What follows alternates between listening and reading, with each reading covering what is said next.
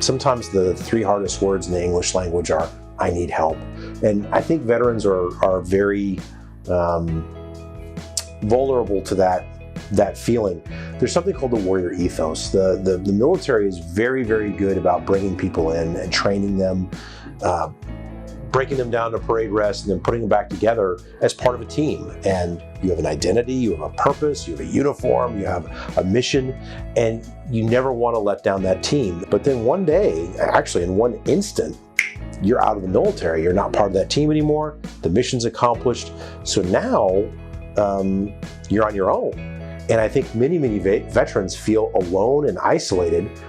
That was certainly part of my story.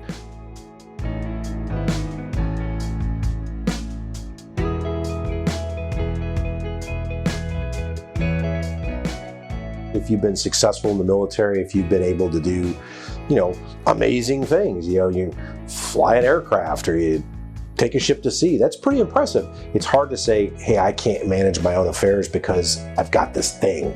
That's a big part of it. People are afraid of what other people might think about them. And some people are afraid of how they might feel.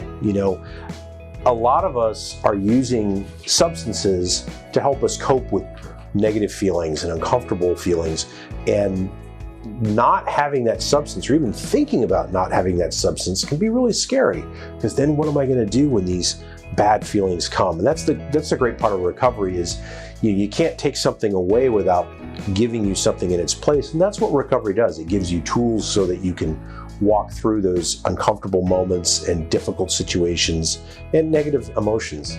We have this perception that we have to be perfect, that we have to be 10 feet tall and bulletproof. And if you admit that you're having trouble managing your own life, managing your substance use, or you're dependent on a substance, there's a perception that others will think less of you. They'll think there's something wrong with that person. They've got a problem.